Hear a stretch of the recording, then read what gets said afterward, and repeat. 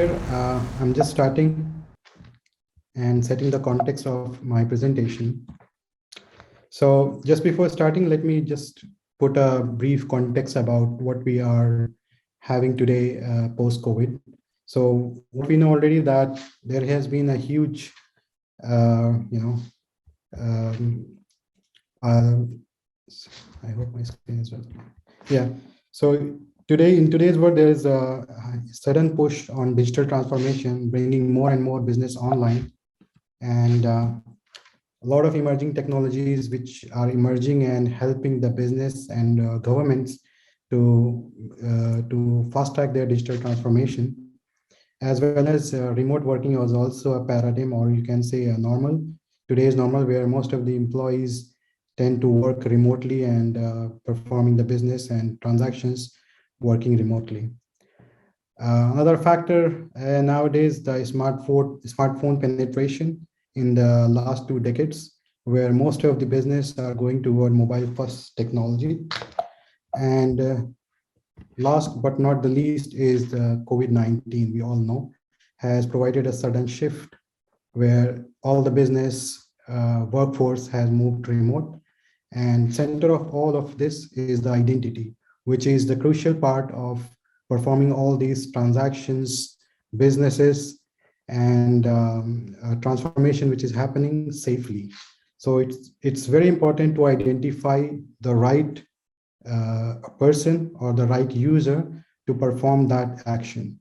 When I say identity, it's more important to have the right identity in place. So there is a lot of emphasis on having the right identity being accessed for doing these transactions.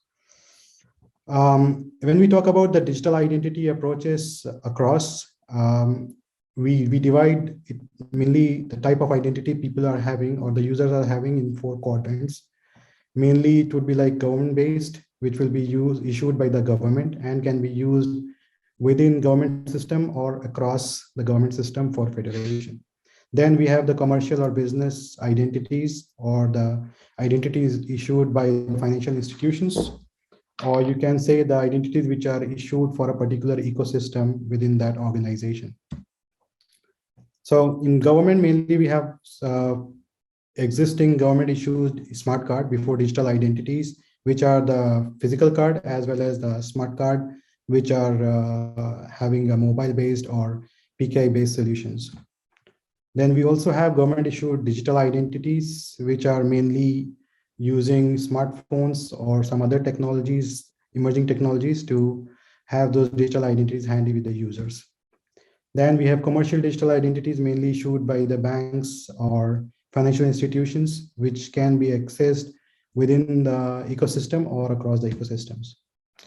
Then we do have the government identity federated systems, which federate across different government systems to create identities within local government systems.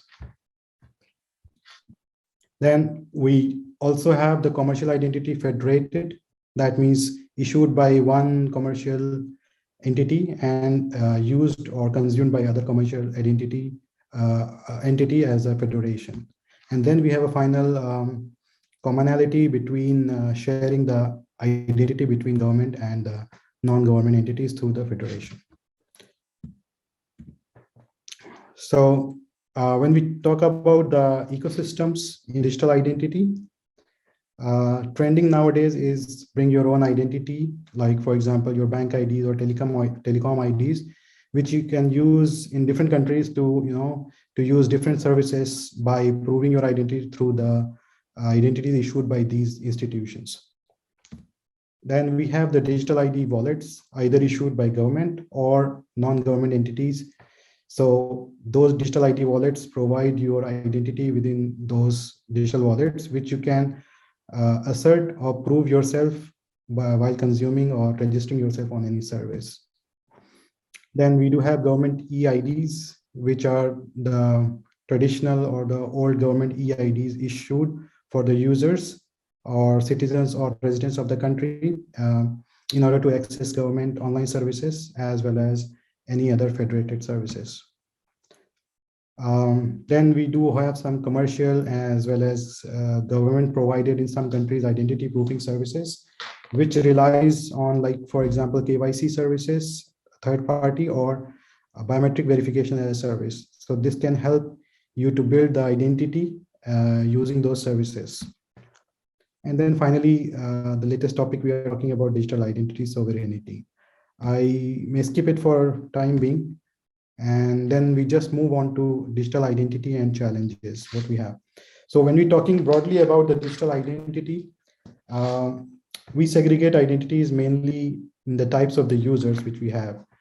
And majority of the time we have identities to be managed for the employees or the workforce within an organization, as well as the other users, or you can say identities which are, revolving around the business of the organization, but not as the actual consumer of the services. And then finally, we talk about the consumers or the end customers who actually use the services. For example, bank customers or any other app consumers. So main challenge, what we talk about identity, I divided mainly into two parts.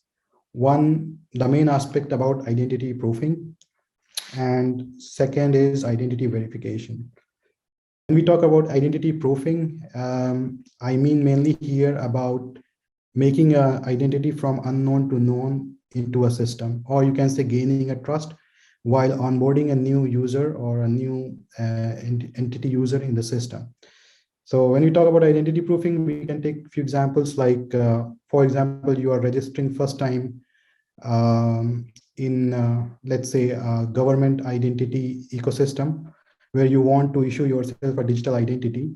So in order to obtain that identity and get the credentials to use further, there is a process where the user has to, or the end user or an identity person has to prove itself by the highest level of verification and proving the claims which they are presenting.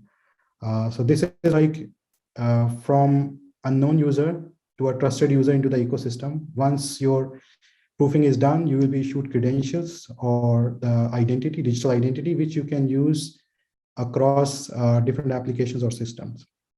Once you have the digital identity, you always use that identity to prove yourself that I am the same user who has been issued this identity through the use of some credentials. It could be username, password, or card-based authentication, or SMS, OTP, or some kind of OTPs. And then you prove your identity again to those systems. That we call as identity verification.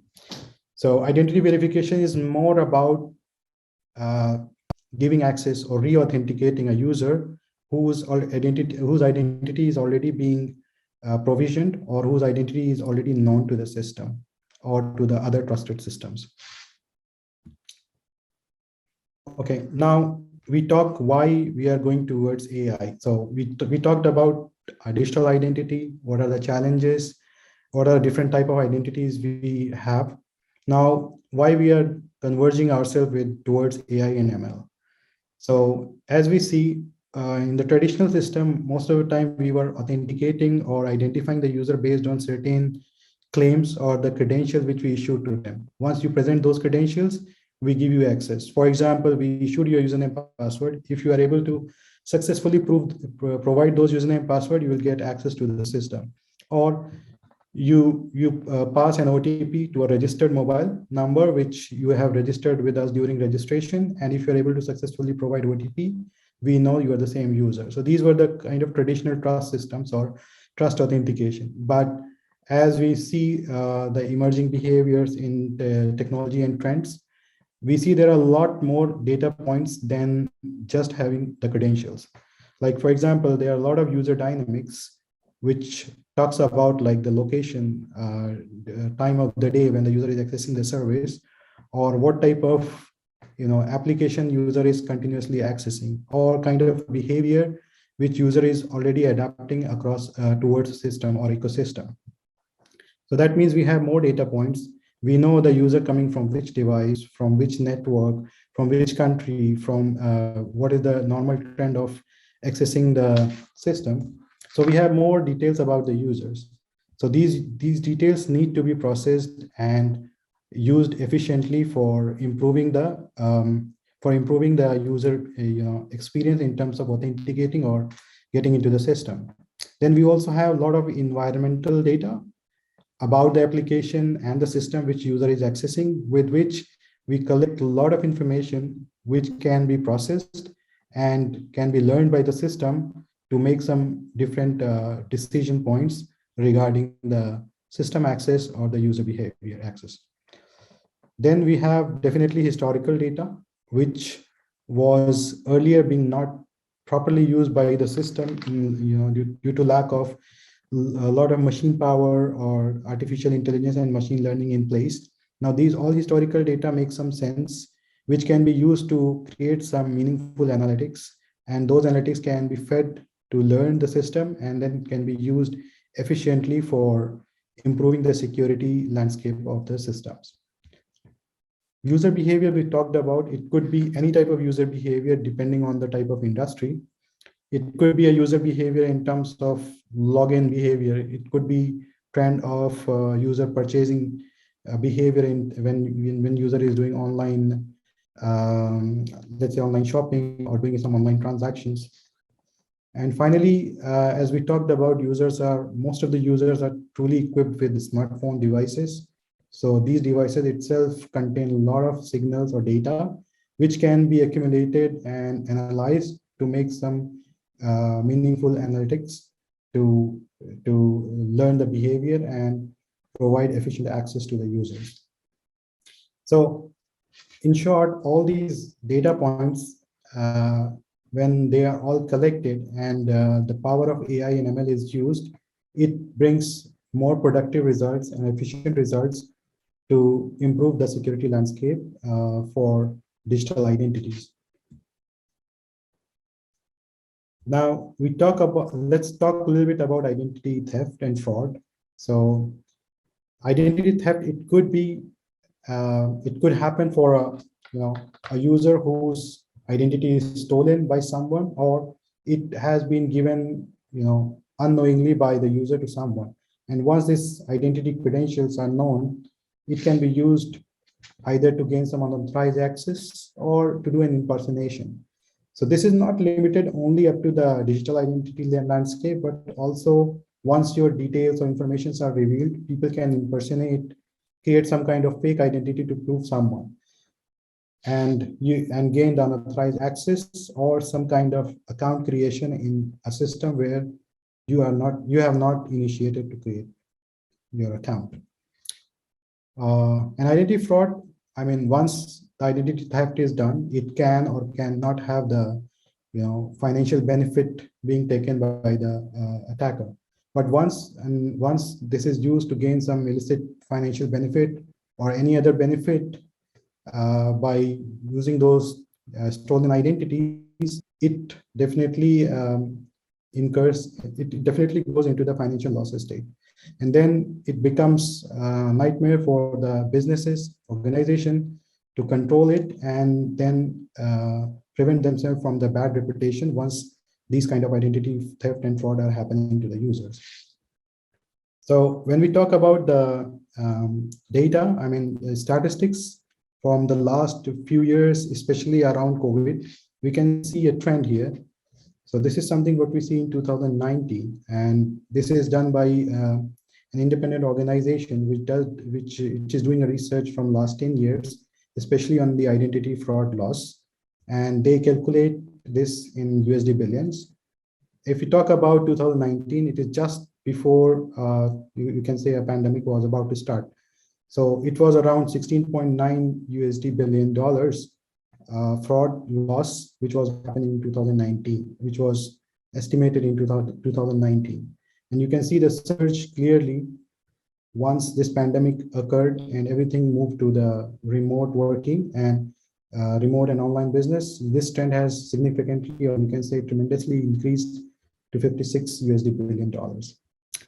Now, the latest report says it has again still high as compared to the previous pre-pandemic situation, but it is a little bit, you can say there is a drop. It could be result of you can say, more awareness as well as the new technologies or new trends in place, which are helping to prevent these losses. But still, we can see there is a huge difference what we are seeing in terms of identity theft and fraud happening nowadays, just because the attackers are equipped with more technologies as well as you can say weapons to target more victims.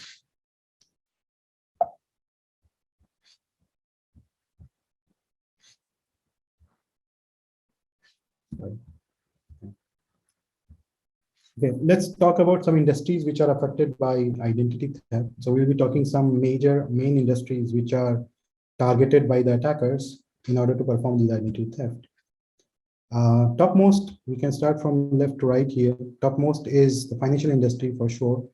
And the main purpose, as you know, the attacker wants to attack these industries, definitely to create some fake identities or get access to identities of the user in order to perform some fraudulent actions. It could be limited, or it could be limited to just account opening, or it could be gone up to a level where it goes for some money laundering activities, getting loan in the name of some impersonating some other user by getting their stolen identity or data. So once this is done, the attacker gets access of these data or identity, and they create the synthetic or the fake identity and proving themselves as or impersonating themselves as the user, and perform the actions on behalf of the user without user knowing, or sometimes the user is aware, but they are kind of tricked to get into this kind of attack. Second, main industry is healthcare, which is also targeted. And the main target data is like once they get the medical and personal data records, this can be used to scam patients, insurance companies, and getting access to some other critical or sensitive data about the patient as well as the healthcare institution. When we talk about the public sector, this is more sensitive because most of the PI data resides there, and it could include user personal data as well as their driving license, tax records, and any other record which is into the public sector systems. And once these data are kind of compromised or identity theft happen or kind of identity fraud happen with the user, this can be used to commit different level of frauds, not limited to impersonating, but also using those identities to perform criminal activities, not only to the financial losses, but also causing some other effects on the security. Talk about the education industry. This is also a new paradigm because post-pandemic, many of the education institutions are moving towards a lot of online systems, which is being accessed by the students, parents, as well as the education provider workforce. So these records are also kind of a honeypot for the attackers, and they also use is to perform the identity theft on these data, either by impersonating as the user itself, or getting the data from these users by doing some kind of phishing attack. And finally, the retail industry. Here also, most of the time you have your payment card data, your PI data, and the transactions you are doing in regular, you can say the regular sites where you are performing online transactions. This can be used to perform fraud transactions once the attacker gets access to your identity data or the stolen identity credentials.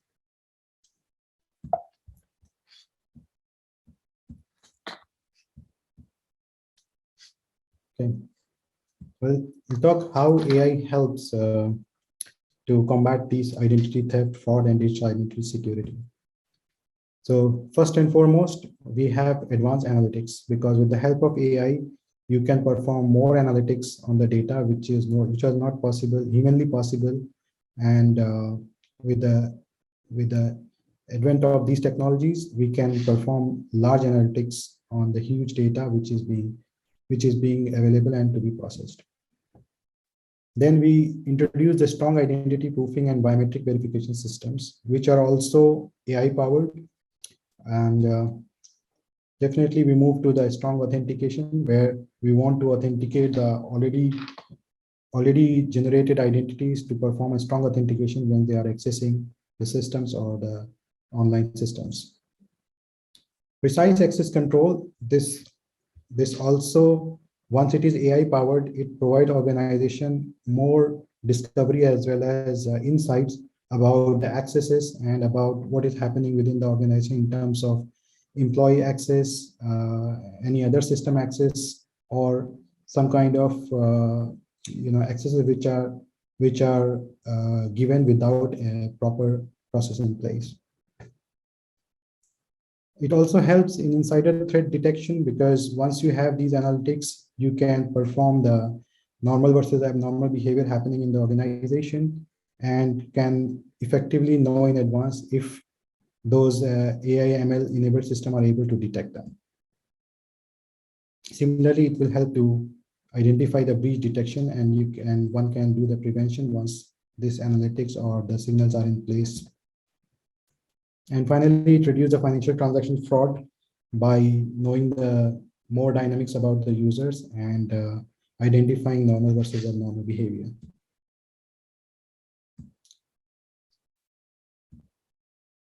So, as I said, advanced analytics with AI provides, as I said, more accurate and fast insights as compared to the previous systems, as well as previous technologies, as well as the human efforts. And it can also help to identify the potential threats, and analysis can be done automatically without having putting a lot of efforts by the technical or non-technical persons to get those data analyzed. When we talk about strong identity proofing and biometric verification, identity proofing, as we talked about, is getting to know a user once they are enrolling or onboarding into a system. And a very classical example is once you are presenting your physical ID card, or you are scanning some identity card issued by a system or by the government, and you are providing those details to create your account in some systems, or you are trying to register yourself into a service which requires to prove yourself the owner of the physical identity which you are holding. So liveness detection was something which has been evolved to know more about the user liveness. When I say liveness, that means in addition to biometrics, where we do the, for example, a face verification, but at the same time, it checks whether the person who is doing the face verification is actually a live person. It's not a picture, or it's not a video, or it's not a 3D mask which is being used to perform this biometric verification. So liveness detection combined with the biometric verification provide a stronger way to prove the identity of the user. So when we talk about liveness, I mean, these are the levels, but all these three levels have been already, you can say, have been broken by the system as well as the attackers. So any one of these three are already being broken by the system, and hence the liveness detection technologies, or the softwares which are doing the software liveness detection has to be at least level 3 verified, so that they can at least detect these kind of false liveness check. So most of the softwares coming nowadays are already equipped with handling all these three kinds of attacks. But once these attacks, as we see, all these three attacks have been already handled by the technology. But once we handle these kind of attacks, the new attack emerge, and continuous improvement. Attacks are also getting more and more equipped with the technology, and those attacks are more difficult to identify or detect the liveness of the user. So, for example, we can talk about, let's say, deepfakes. Deepfakes, here if you see, there is a small example where a person who is using AI in a different way to impersonate some other person by using their existing picture or existing behavior on videos or pictures. So using this, they are trying to impersonate someone, and this can be used to say something on behalf of these celebrities or some people who they have not who they have not themselves said about that, and you can use those deepfake technologies to impersonate like that. So these kind of deepfakes are happening, and detecting these type of deepfakes is quite difficult. And AI in that way helps to identify and detect these kind of deepfakes. Obviously, as we talk, more and more emerging attacks are being surfacing, and more difficult, you can say, attack vectors are being created.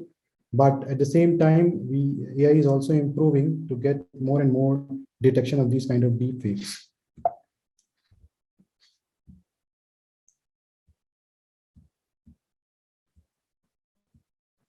When we talk about strong authentication, once the identity proofing is done, you have issued the credentials to the user. Now it comes to authenticate user when the user is accessing the system again. And traditionally, when we are creating the policies, we are giving some kind of strong authentication by providing different factors. And every time user has to access that system, they have to provide all those factors. For example, if you created a policy to access a system which is sensitive, to always have two factors, which is like username, password, and SMS or email OTP. Then every time user access the system, user has to provide those two credentials, which is kind of an inconvenience for the user, because it's the same user accessing the same system again, and we are asking the strong authentication every time, even we are knowing everything about the user within that dynamics. So MFA, when it is equipped with AI, it knows more about the user and the user behavior.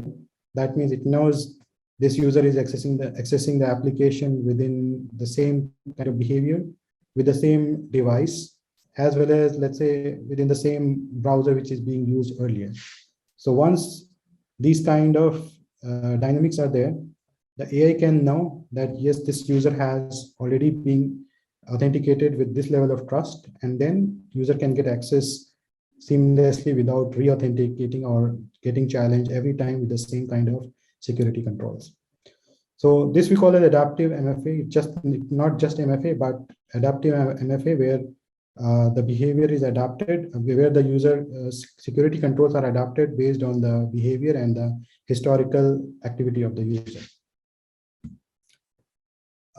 Similarly, we can also integrate with some other third-party system which have risk scoring based on the other dynamics of the system, not only the identity aspect, but maybe some other aspects around that particular application or system. And based on those AI-enabled risk score, authentication can also be, it can also be defined as authentication either to re-challenge the user or to allow the access within the same authentication scheme or authentication methods. And finally, there is also FIDO-enabled system, which is emerging nowadays, where your devices can be used seamlessly to identify you. And many of the devices now FIDO-enabled, with which you can use your laptop devices as well as mobile app or the mobile devices to prove your identity without being asking any other credentials. Because once these credentials are accessed using your biometric, they become seamless and they authenticate you based on the trust level of the device which you are using.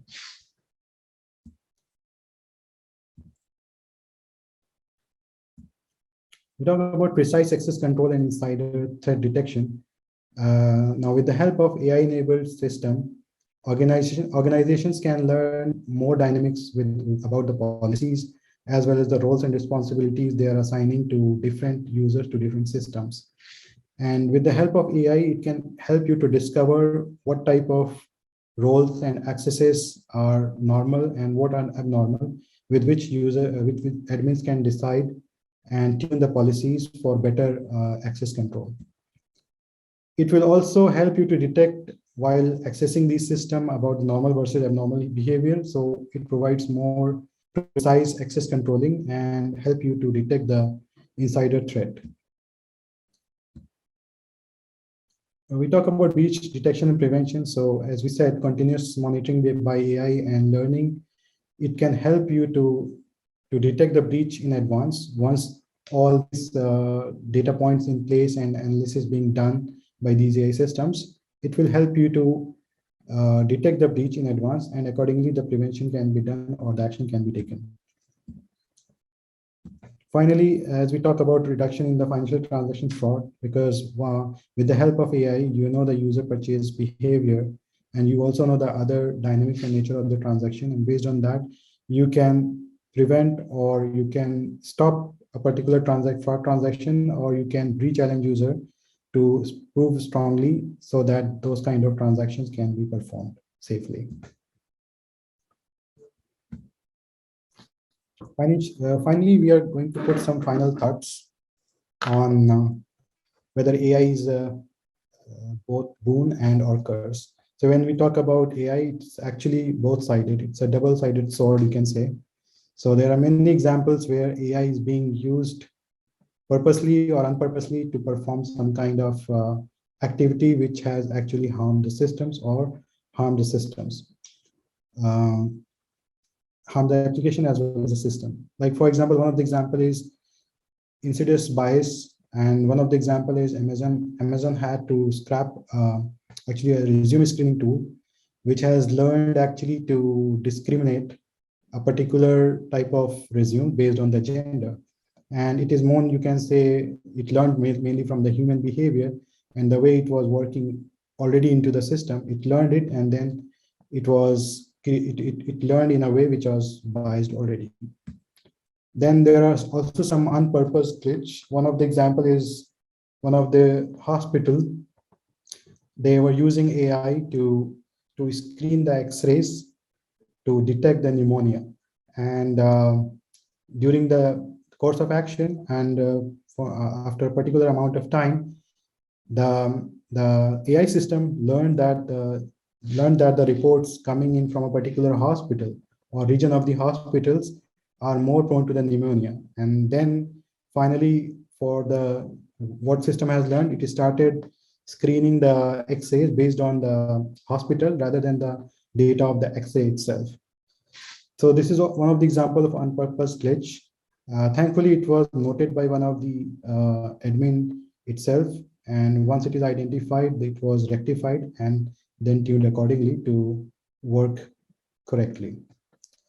Then there are also purposed attacks, which are purposefully created and targeted. And one of the examples we talk about is deepfakes, where it is actually using deep learning and using the AI and ML to actually create new and different kind of deepfakes, starting from 2D face mask to injecting the video as well as creating the impersonated picture. Now it can go up to a level where it can inject a stream of you can say images into a camera, and images can be deepfaked with the impersonated person so that even the software running locally cannot detect the deepfakes. So AI is all, and this is one of the purpose attack, as I said, where AI is used to perform these kind of purpose attack. At the same time, same AI can be used to help and detect these deepfakes, and the ethical AI learners, they are working hard to detect more and more deepfakes to make the system secure. Another example is AI system could also write targeted propaganda, and it has happened in some of the countries where it has been used to generate targeted propaganda to change the opinion of the targets or the polls. So what we can see, AI is, as I said, is both boon and curse. So if it is used effectively and monitored, as well as used for the betterment of humankind, it is a boon. But at the same time, if it is used in a different direction to perform attacks and getting into the system unlawfully, unauthorized way, by using this technology, it will become a nightmare or curse for the systems which are being compromised. Finally, what we can say is awareness is the key. What we have seen is these kind of attacks also reduce once we have more awareness in front of the users, as well as the consumers, as well as the any other entity into the ecosystem. So awareness is also one of the key which can help to combat these beyond technology. So that's all from my side.